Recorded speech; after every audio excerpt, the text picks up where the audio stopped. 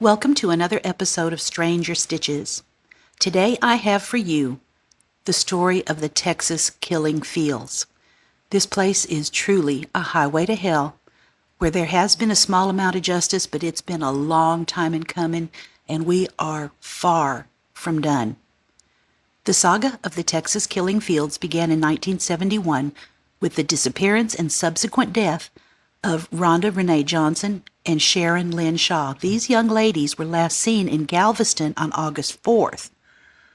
Their lifeless remains were found in early 1972 near Clear Lake, and that's right close to the shore. The discovery was very close in proximity. That's what that means. I'm silly. But there have been over 30 remains found in this area known as the killing fields.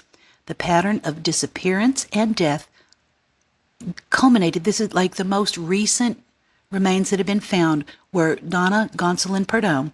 She was abducted from Nassau Bay, that's a Nassau Bay in Texas, in July 91, and her remains were discovered on September 8th, lying in this field. It's right next to Calder Road, about the 3000 block. And her identity was unknown until 2019. So, yeah, it took them a minute, and it took them a little DNA to make those matches. But this desolate stretch of Interstate 45 between Houston and Galveston, this is about a 50-mile corridor, and it's earned itself the name of the killing fields. It's become synonymous with unsolved murders, missing person cases, and it's unfortunately known as a body dump.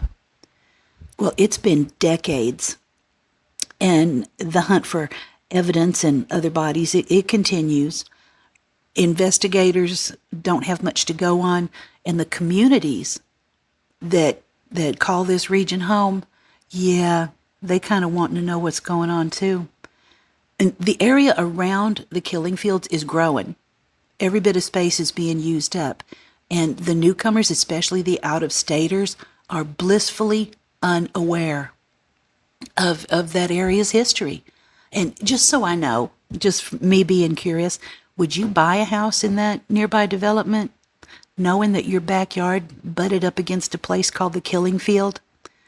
It would be a firm no from me. I have too many young people in my life that could get mixed up in something or go out and find something, so it just wouldn't be cool with me. I'd have to pass on that. Houston is nicknamed the Bayou City, and it sits right there in the Galveston Bay watershed like she does. It's home to its own ecosystem, and it creates conditions for someone doing dirty work to have a real good chance of not getting caught. Have you ever been in Houston when it rains? I used to drive evacuations in a motor coach during hurricane season, so I have seen Houston at her worst. If you miss my bus, you need to get to high ground as quick as you can. That water rises fast. You can watch it rise, and you'll be out in the Gulf in about 2 minutes. And so will any evidence that a dishonest person wanted to be shed of. Yeah, the very landscape out there works against the investigators. But back in the 70s, those were different days, and we have techniques and tools today that would probably have looked like witchcraft. So in 1984, a family pet brought home a souvenir. It was a human skull, right to its owner's doorstep. And this started to unravel the disappearance of Heidi Fye. They say Heidi on an interview that I watched with their family, although in documents and in print, it's spelled Heidi. I'm going to go with the family says and call her Heidi. I think that's kind of cute. And she was last seen alive October 10th, 1983, in the intersection of West Main and Hobbs Street. This was probably what was considered to be the downtown of League City then. It was a positive ID that it was her at the convenience store because she was a regular and she was known by the clerk. A 25-year-old cocktail waitress, a dedicated mother of a 5-year-old, and she vanishes without a trace. She had spent the day with her dad, doing family stuff around the house, regular chores, and she had plans later on with her grandparents. And they made a report when she didn't show up. The family was told not to put up any flyers or talk to the media, that Edie was an adult and would come home when she felt like it. Yeah, I wish that she could have. The skeletal remains, positively identified through dental work, were unearthed on April 4th, 1984, and I don't have to tell you where. Oh, her birthday would have been April 30th. In 1986, another body was found in that same field, identified as Laura Miller. On September 10th, 1984, Laura went missing, a 16-year-old, and she disappeared about half a mile from her home. Earlier that day, she asked her dad if her boyfriend Vern could come over, and Dad said yes. I imagine she was all excited about that. And she asked her mother to drive her to a payphone so she could call and let Vern know everything was okay.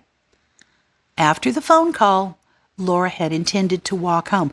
And y'all, this is just me talking, but this is how I know that Miss Laura did not disappear on her own. She had permission to see her boyfriend at her house, so there was nothing sneaky about it. Our Laura had a seizure condition and needed medication twice a day. Nobody wants to have a seizure on a date, so I would have thought that Laura would have gone home, checked and made sure her medications were on track, found that perfect little outfit to wear, put on some strawberry lip gloss, and do that little updo in her hair. Well, later that evening, Vern shows up and Laura isn't with him.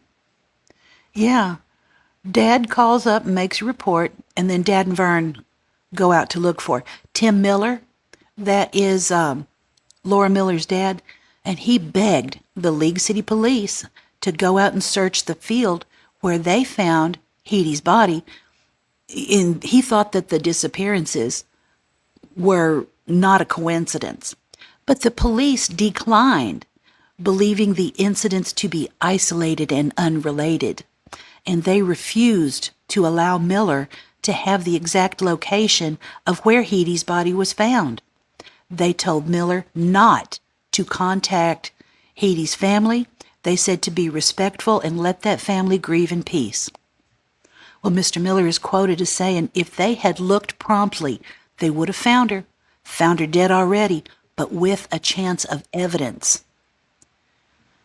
Well, what we know about these ladies was that they shared some similar characteristics. Pretty young girls, out on their own, disappeared from that convenience store. Yeah, that's right, the same convenience store, using the same frickin' phone. So the Miller family's trust in law enforcement has been broken, pretty severely broken. And Tim Miller went on to found Texas EquiSearch, but I'm not going to tell you a whole lot about that now because that group deserves their own episode. A third body was found in 1991 with two more women, Audrey Lee Cook and Donna Gonsalon Perdome. And like I said, they weren't identified until 2019. But by the time those remains were found, almost 24 women and girls between the ages of 12 and 25 were found in that area. The pattern kept repeating itself. Two boys on bikes smelled something funky, and boys being boys, they followed their nose because if it stinks, you got to find it. Well, they found another set of remains. These kids were out on an adventure and found a nightmare. Police, yay police, they found another.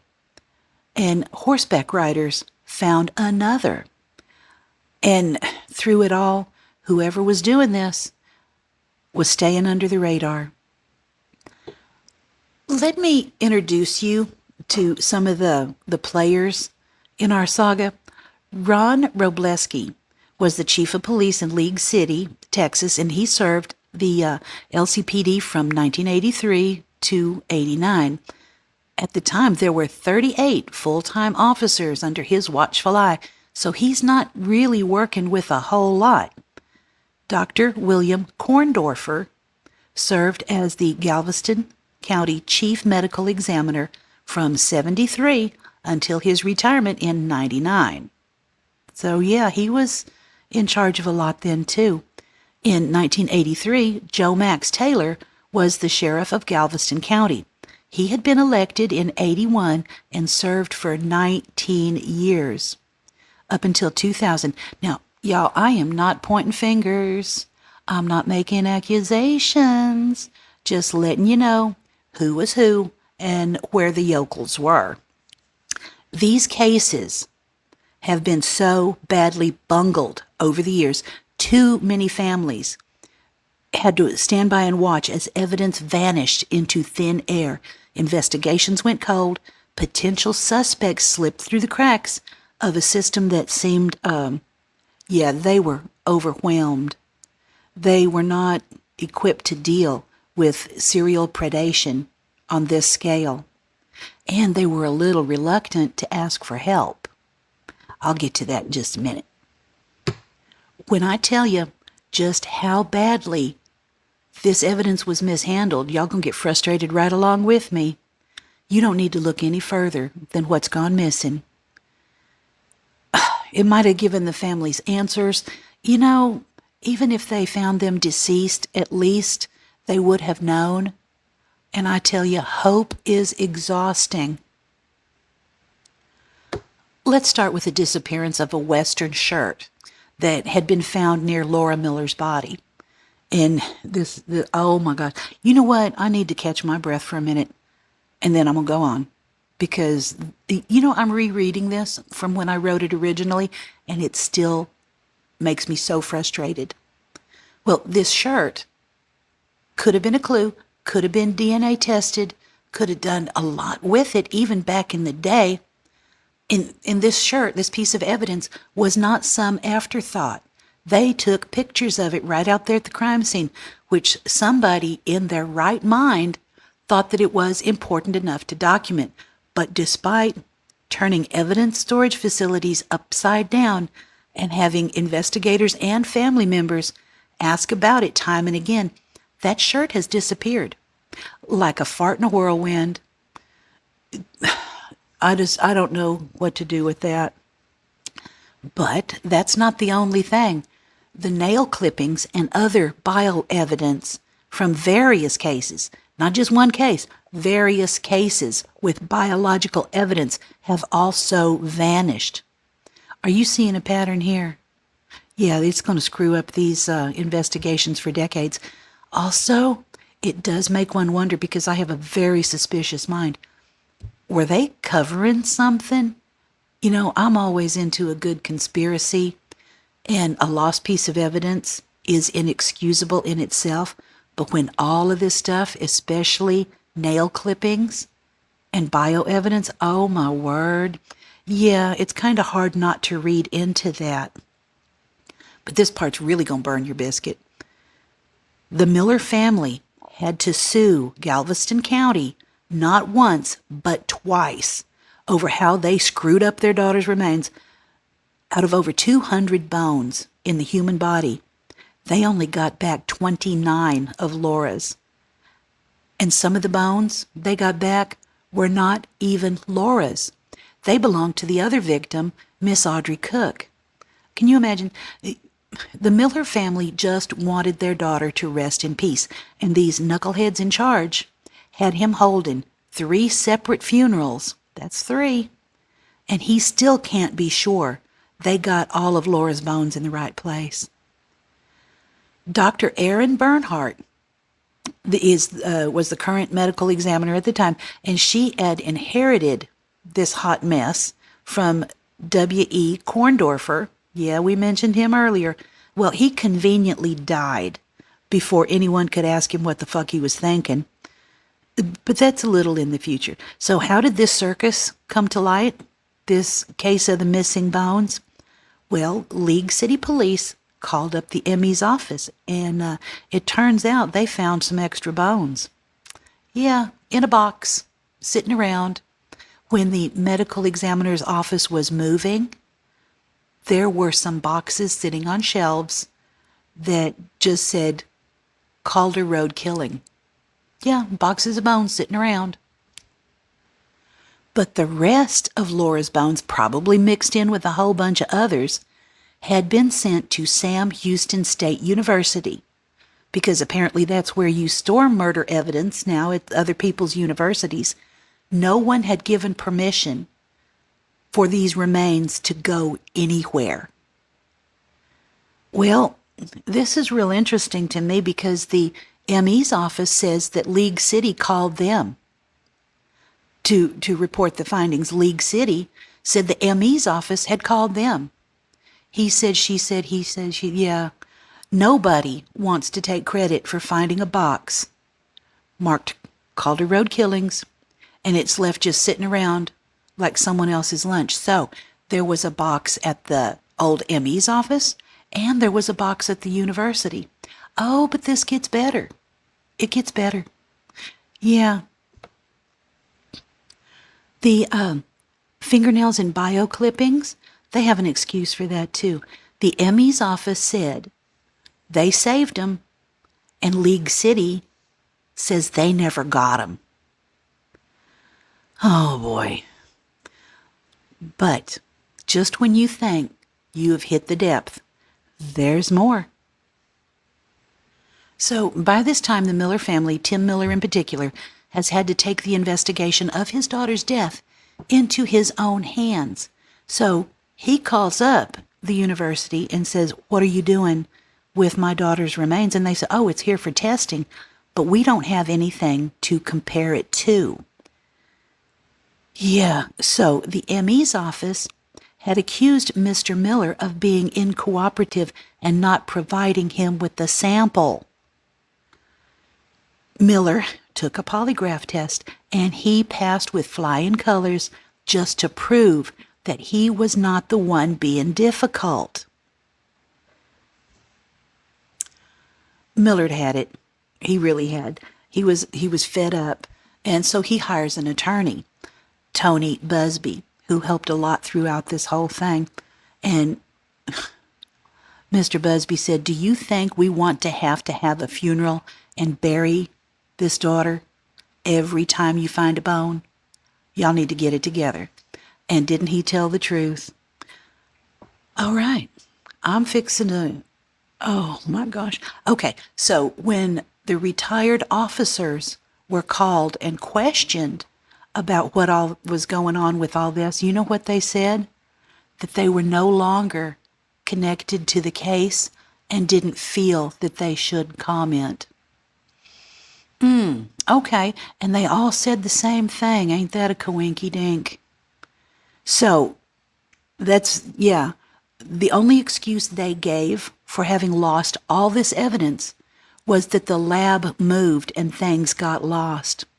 Well, let me remind these peckerheads, and I am getting frustrated with them, this is not their evidence to lose. They are the custodians of the evidence, not the owners. That evidence belongs to the cases and to the individual who was harmed.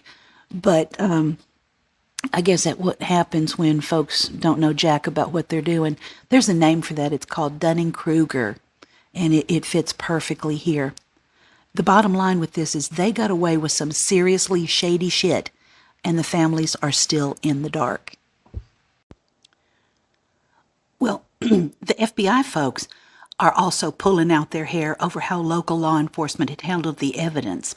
Federal agents were bending over backwards trying to help with advanced techniques, resources, and they only got the cold shoulder from the local authorities, who seemed more interested in protecting their turf than they were in solving these crimes. The local boys appeared very reluctant to try these new methods or admit maybe, just maybe, you think they're in way over their heads. As one investigator put it, the FBI got their hands on the DNA finally and used what hadn't been messed up, and there was very little of that. They had started making matches within hours. that shows you through the years missed opportunities and chances that will never come around again. But even when you have a DNA match and there's nothing to compare it to, that puts you back at square one. So even if these remains have a DNA match, some of the family members have passed away during this time, and without exhumation or going up the family tree a bit, well, these peckerheads can't be bothered, and they say they don't have the resources. But wasn't the FBI making the offer? But the FBI has to be asked, has to be allowed into an investigation, and that just wasn't in the cards. So here we go. We're going to make a side quest. Out of all of the young women's bodies that were found out there, there was also a young married couple. Let me tell you their story. Harold Dean Klaus Jr. and Tina Gail Lynn. This is a story that'll break your heart. If it don't break your heart, you don't have one. Dean was 19, full of life, energy, and ambition. Tina was just 15, and they fell head over heels in love in New Smyrna Beach, Florida. This was back in 1978. Their families were already acquainted. They had other siblings that knew each other or were dating or something. No, small world, right? Well, these kids got married in June of 1979, and by January 1980, they had a little girl, Holly Marie. Y'all, stop counting your fingers on them. You know the babies take 9 months. Well, the subsequent babies take 9 months. That first one comes whenever they want to. Dean had some skill with being a carpenter and cabinet maker, and he had heard about the construction boom happening around the Dallas-Fort Worth area. So that summer, they packed up and moved to Lewisville, Texas. Dean had landed a job with D.R. Horton. That's a home builder and pretty big deal around Texas. The couple was staying with relatives, saving up for their own place, and trying to make a life together with their baby. Everything seemed fine. Nobody said there was any problems, no drama, just a young family chasing American dreams. October rolls around again, and these kids just vanished, gone. No word to family, nothing. Now, a young couple with a baby just up and disappears without a trace, that should set off some alarm bells. You know, they need their family's support. But back then, law enforcement had a different attitude. They figured adults could leave if they wanted to, even with a child in tow. The family was frantic. Tina's family, they all knew something was wrong. These were not the kind of kids who would just lift off and say goodbye without saying goodbye. They were very close with their families. They were responsible, devoted parents, even at that young age. They would never leave their obligations. Dean would not have left his job without notice. So the families are worrying and wondering. Well, folks, this one takes an ugly turn as well. Between October and January of 1981, somebody murdered them both. A double homicide. Their decomposed bodies turned up near Wallaceville Road. That is 250 miles from where they'd last been seen alive in Lewisville. Now think about the distance for a minute. That is not some crime of opportunity or a robbery gone wrong. What would somebody rob them for anyway? Somebody had to transport these bodies or force them to travel that distance before killing them. Tina had been strangled, and an up-close and personal, intimate way to kill someone. Dean was found bound, gagged, and beaten to death. This was not quick, and it was not merciful. They found the remains just feet apart, like they were trying to protect each other, or maybe the killer wanted to see that each one of them could see the other one go. So we get the usual police story that this family had disappeared on purpose, but their car mysteriously shows up back in Florida. Some unidentified religious group had returned it, and that should have been a big red flag right there. Why would they give up the car? That was probably their biggest resource. And then why send it all the way back to Florida? Think about the logistics of that. Someone had to drive that car all the way back to Florida and then get back to wherever they came from by their own means. Oh my goodness, curious as hell, right? The condition of the bodies told its own story. They'd been out there in the Texas elements for months. The bodies were so decomposed that Dean was partially skeletonized, but somehow the officials say, they could make out facial features enough for reconstruction sketches. Well, they ended up as John and Jane Doe for 40 years. Recognizable enough to sketch, but not enough to make an identification. The crime scene was sparse. A blood-soaked towel and some gym shorts were the only evidence there at their scene. And, well, none of that evidence was ever mentioned in future, so it don't take Sherlock to sort that one out.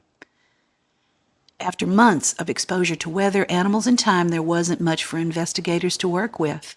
No fingerprints, no DNA, no witnesses. But here's the kicker that should have had every cop in Texas looking under every rock. Their baby Holly was nowhere to be found. You've got two murdered parents, but their infant daughter just vanishes into thin air. That would have been the biggest clue that something more was going on. Either the baby was taken by the killers or someone else had her. Either way, she might have been a key to help with this. But you know what the investigator said? She's tiny and probably decomposed faster than her parents, and animals had probably got hold of her, and the bones are probably scattered out there. But did they look? Nothing to say that they did. So now we meet Sergeant Rachel Kading from the Texas Attorney General's Cold Case Unit, and through her investigations, we did learn that Dean and Tina had joined that group of religious people. It's called Christ Family. I don't know too much about them. They might be out there doing God's work, but there's just not a whole lot. Now, these folks, according to their beliefs, gave up all their worldly possession, wore white robes, walked around barefoot, and didn't eat meat. They hung around the Arizona-California border, mostly near Yuma or Blythe, Arizona. But here's another thing about the Christ family. They separated men and women. No couples were allowed to stay together. As Sergeant Kading put it, they viewed a relationship with a child as a conflicting relationship. So these young, impressionable kids got mixed up in some cult bullshit. The leader of the group was Charles McHugh, and he went by Lightning Amen. What a name, right? Well, this piece of work had served time for drugs and child molestation before he passed away in 2010. And here's where baby Holly comes in, and this part gave me goosebumps. Pastor Philip McGoldrick was a pastor at the Seventh-day Advent Church in Yuma, Arizona, when he sees these two women in white robes through the glass of the front door. He'd seen these folks around town and recognized them from their robes, and they usually needed some kind of help, so he goes out to see what they need. They handed him baby Holly on November 8th, 1980, just months after her parents were murdered. They had documents purportedly signed by Dean and Tina giving up parental rights, McGoldrick said, and the whole impression that he got was that a mother was trying to give her child a safe place to live and possibly come back and get her later. McGoldrick said he and his wife had been praying for a baby, so they took Holly in and arranged for her adoption. Now, I don't know if any checks were made about trying to contact any other family members of Dean and Tina's, but times were different then. So they had arranged for her adoption. Fast forward to 2022. Holly Marie is now 42 years old, a mother of 5, a grandmother, and living in Oklahoma. She is working a shift at a restaurant when investigators came looking for her. Through forensic genealogy, they finally identified her parents and tracked little Holly down. Holly thinks that her parents were trying to leave the cult when they got killed. She pointed out that they were found together, not separate like the cult required, and they weren't wearing those white robes They had on just regular street clothes. 2 witnesses who signed Holly's surrender documents were Coral Mariano and Rosemary Garcia. They're both passed now. But Rosemary had 3 daughters, Joyce, Janice, and Jill, known as the 3 J's, and they were traveling with Christ's family. I guess they were older and not considered children by that time. Now, they are not suspects, but investigators do want to talk to them about filling out the timeline. So if you know these young ladies, have them get in touch. Holly has written a book called Finding Baby Holly, and it supports a charity called Genealogy for Justice that helps solve cases like hers. But after all this, and after finding Holly alive and well after 42 years, after identifying her murdered parents, no arrests have ever been made in Dean and Tina's murders. As Sergeant Kading said, I don't believe that anybody I've spoken to has anything to do with the murders, but I can't say that a member of the Christ family is not responsible. If it was a member of the group, it was a fringe member. So there you have it. Baby Holly found her family, but Dean and Tina Klaus are still waiting for their justice. The identification of Audrey Cook and Donna Perdome through forensic genealogy represents a huge breakthrough. Retired FBI Special Agent Richard Renison said that the process was lightning fast. Once we sat down with League City and started working, and they got what they needed, it was 45 minutes until they had Donna, Gonsal, and Perdome identified. And that was toward the end of the day, so they broke off for the day. The next day, it took them around an hour to get Audrey Lee Cook identified. Now, that's pretty rapid success, but it does open a whole can of worms. Using forensic genealogy has stirred up some privacy concerns. There are folks out there asking whether people who send their spit to Ancestry and what they really signed up for, you might have just wanted to know if you were a little bit Irish and you wind up involved in a murder investigation. So some folks can decline to have their DNA entered into any sort of database. They're not wanting to do that for the privacy issues.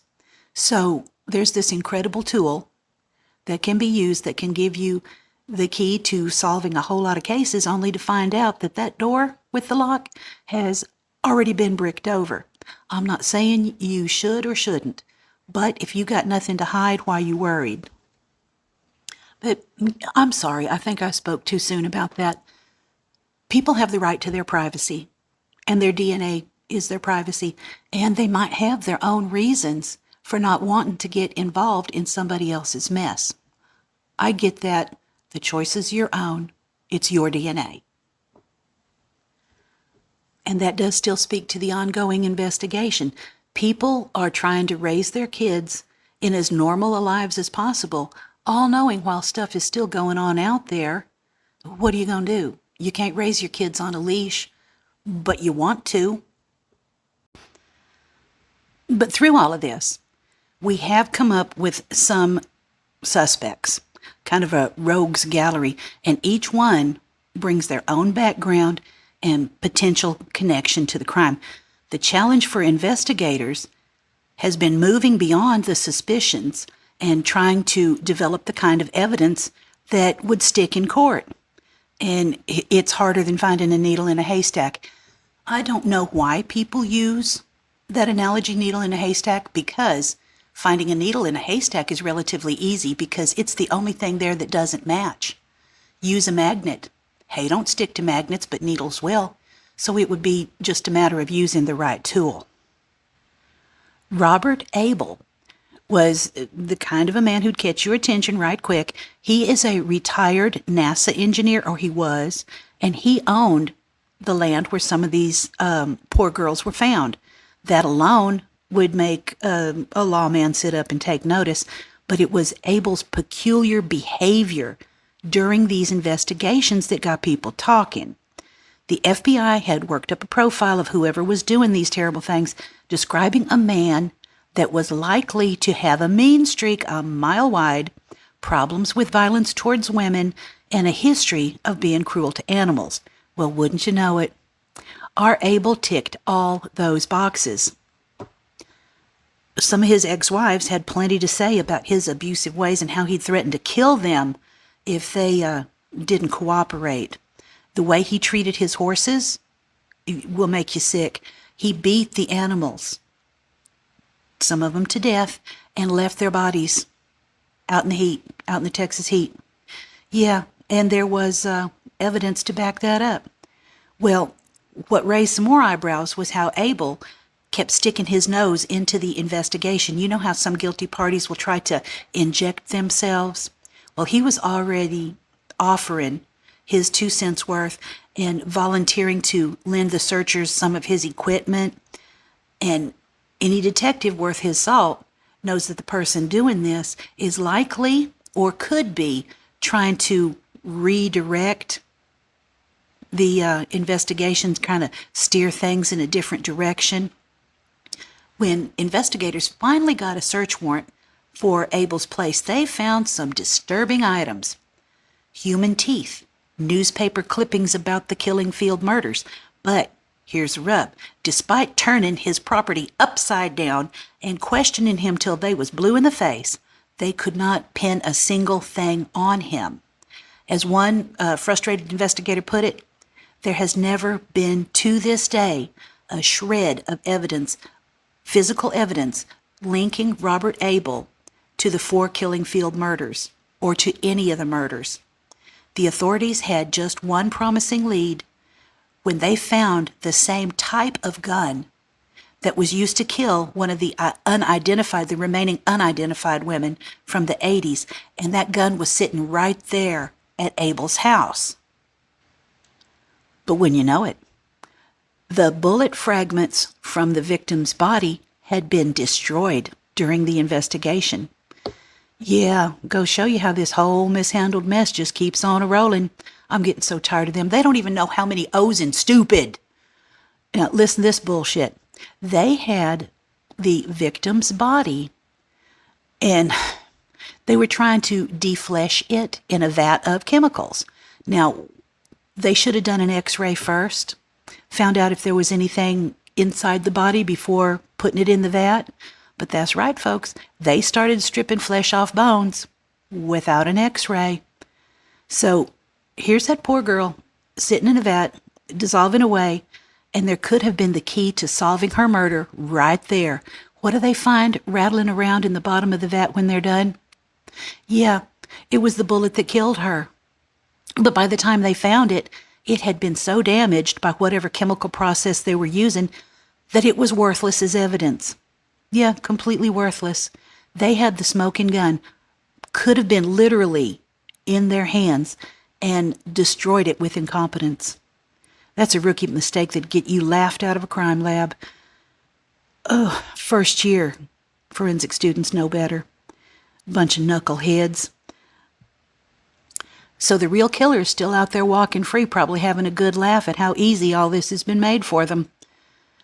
Later in years, Abel took his own life, and he took whatever secrets he might have held straight to hell with him.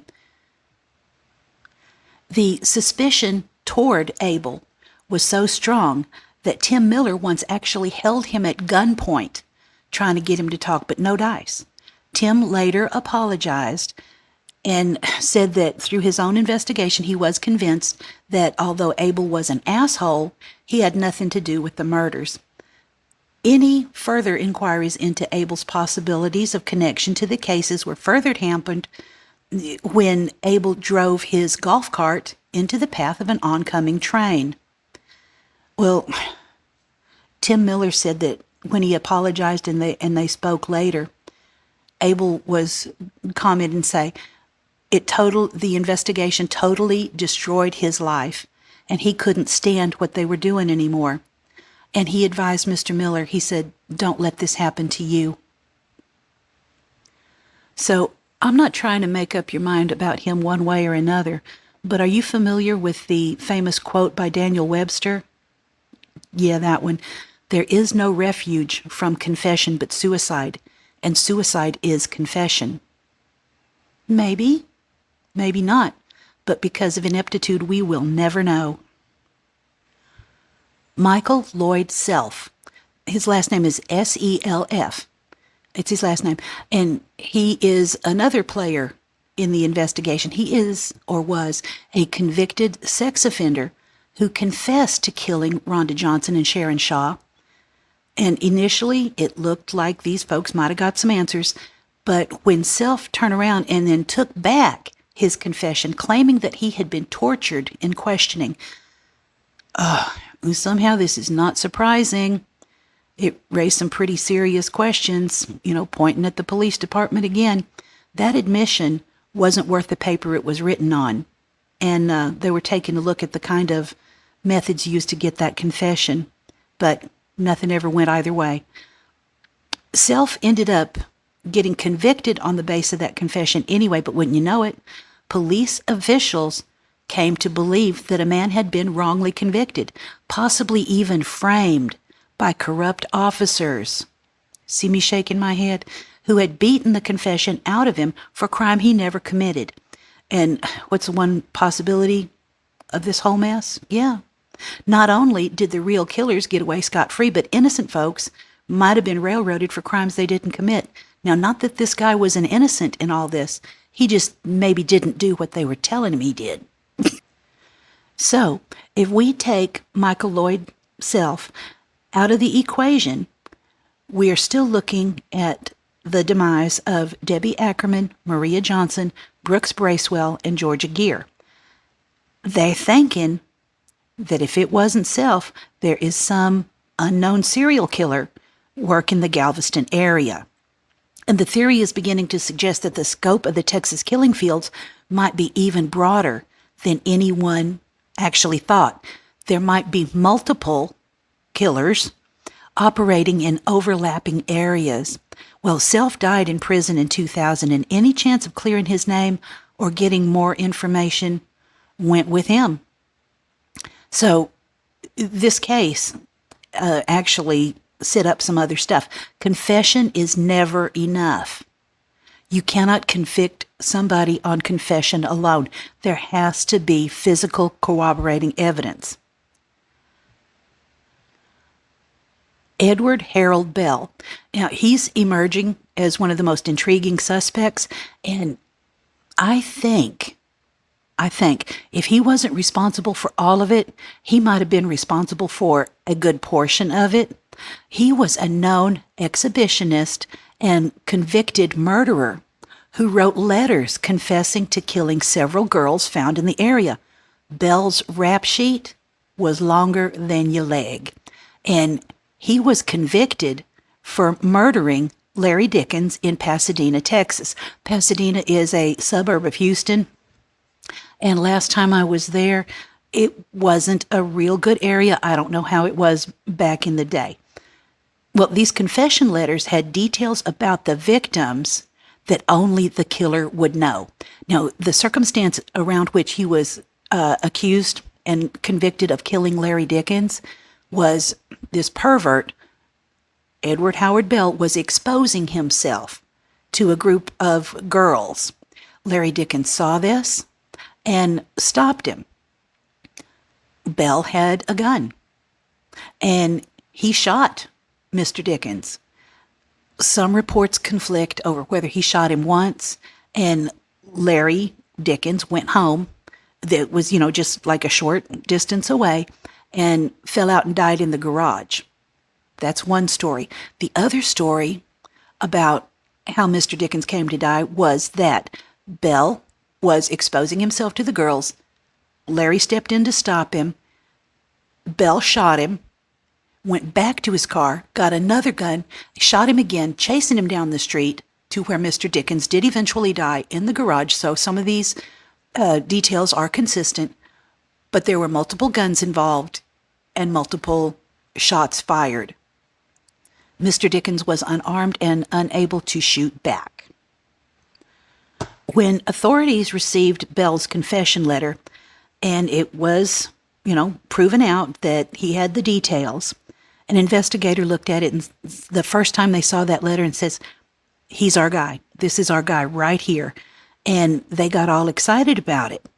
But when they thought they had finally identified the person responsible for the Texas Killing Fields murders, wouldn't you know it, a tale as old as time, Bell took back his confession.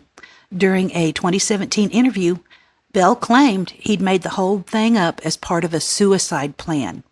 He said, and I quote, "I was going to let the state kill me. I was not outwardly, but inwardly suicidal at the time." End quote. This backtracking left investigators and families in a position to have a suspect who'd confessed to the crimes, but then denied any involvement, and without physical evidence, confession alone won't do it. Bell died in prison in 2019 at the age of 82, and again, another one takes whatever truth they have with them. His death, however, did open up some new opportunities.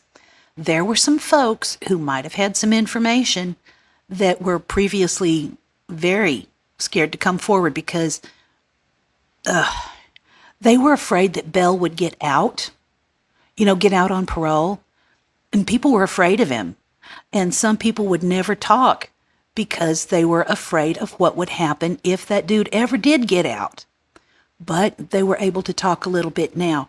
And Tim Miller and one of the old assistants, I suppose, took Mr. Miller out to the killing fields and showed where they had dumped something. And he said he didn't know what it was, but it was in a black plastic trash bag and it was kind of heavy. Ooh, okay. Ugh, shiversome. Gives me shivers. Mark Rollins Stallings represents yet another confessed killer whose case shows just how complicated this shit was getting. The killing field investigations are still, have you ever tried to untangle wet spaghetti? But he was currently serving multiple life sentences for other crimes. Stallings confessed to killing Donna Pardone in 91, providing details that investigators said only the killer would know. So Stallings' confession was, when he was already behind bars, he confessed it in the prison visitation room. I don't know who he was seeing in there that he might have confessed it to, and the sources weren't clear. But his account of what happened 25 years earlier, like I said, specific details. And yet he was not charged with Pardone's murder. Yeah, because like we talked about, confession is never enough. But this kind of closed the gap for some of the families. They are of the opinion that they can be okay, and they are convinced that he did kill their loved one and that they will never get their day in court. But, I don't know how I would feel about that. I might need to hear that gavel slam and somebody tell him guilty. But if the family is satisfied that the evidence is good enough for them, I bless them for their closure. This next guy, Clyde Edwin Hedrick. He gets the Lifetime Achievement Award for asshole, and he represents a different type of suspect altogether. He is someone who has been connected to multiple murders, but could only be convicted of one. Hedrick's case shows just how frustrating dealing with suspected serial killers who might be responsible for God knows how many, and you can only nail them for just a little bit. And get this bullshit.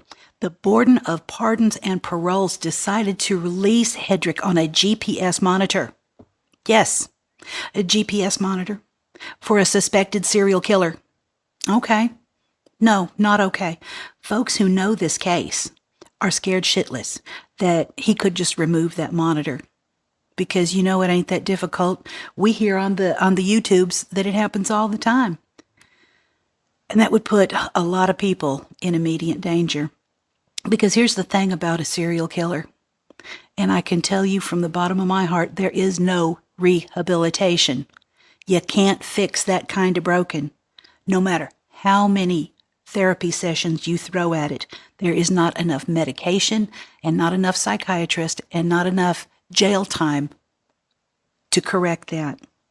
This whole mess reflects the ongoing fear that someone is responsible and they are still out there and a threat to public safety. Either they are out there because they've never been caught, or the judicial system has cut them loose. The interest in the Texas killing fields has gotten media attention over the years. In 2011, there was a film, and in 2022, there was a Netflix series. I watched that series, y'all. It's good. And it has brought fresh eyes to the cases. It has renewed the public interest. And, you know, somebody out there knows something. If you see something, say something.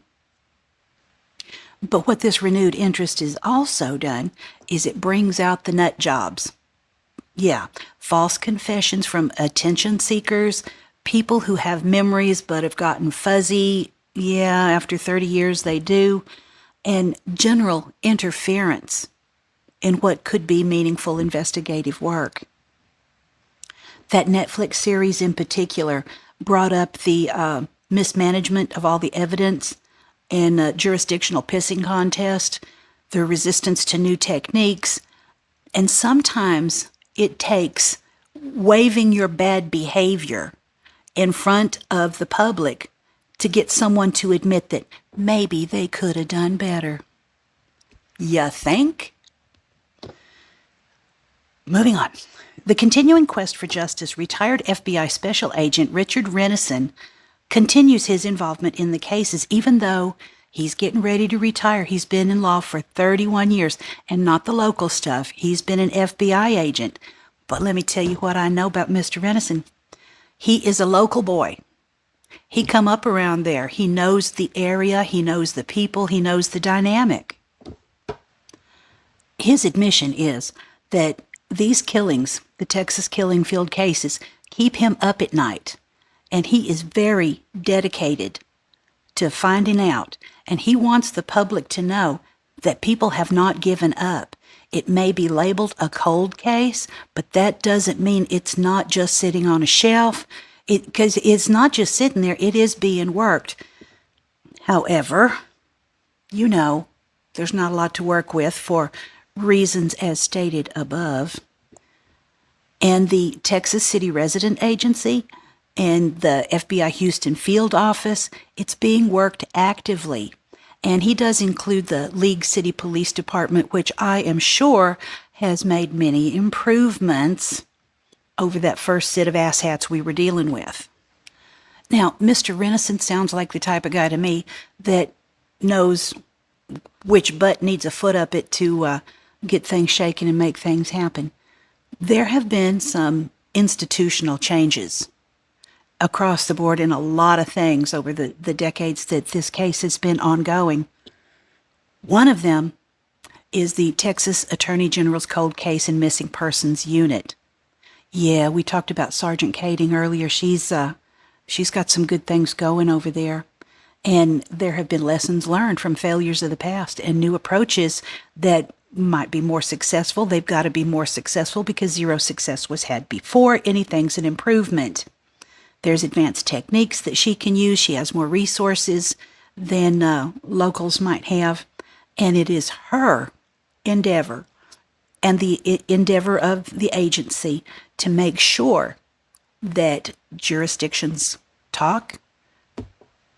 And that office would have us know that things work a little differently than they used to, and that the cold cases are not forgotten. What happened in this Texas killing fields multitude of cases goes beyond just mere statistics. I was a sociologist by education, but a truck driver by trade because I made more money. I know about statistics, and you can crunch those numbers and make them look like anything you want.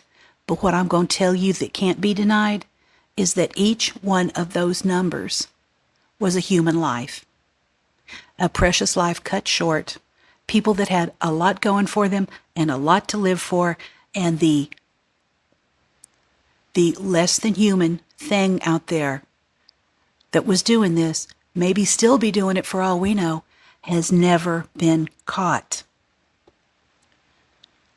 But the time of that being a body dump may have come to an end. The area around there developed considerably since back in the day. It is now a paved road. Ain't that a step up? A paved road. Oh dear. Now, a local church owns the land that those 4 victims were found in, and they manage the memorial that's set up there. It's respectful, and it's a beautiful, quiet place, and the church maintains that. I might float them a couple of bucks to pay their lawn guy or something. Each woman has a marker decorated with their photos, names, and mementos. And the quote about it is, "We're reclaiming that area, and we're changing the name of that place from the killing fields to the healing fields. We're going to build a little park here. We've got some plans." And you know what? That's exactly the kind of hope we need to see more of. Tim Miller and these families have taken something dark and twisted and said, hell no, we're not letting evil win. They're turning a place of horror into a place of healing, a spot where folks can come and remember these ladies for not just how they died, but for how they lived. And I can tell you, because I know, and that may be something we talk about in the future, these families that have experienced this kind of loss, you don't move forward from it. You move forward with it. You pick up the pieces as best you can, and you carry that weight with more grace than you should be required to have. And in doing so, those families and the continued investigation is, I'm sorry, y'all, I'm tearing up. And the investigators is showing us what strength and persistence looks like. And maybe we should just send them some good thoughts and energy and send that church a couple bucks. They're not asking for it. I'm just throwing it out there. That's me for this week. Sweet dreams. I'll see you next week.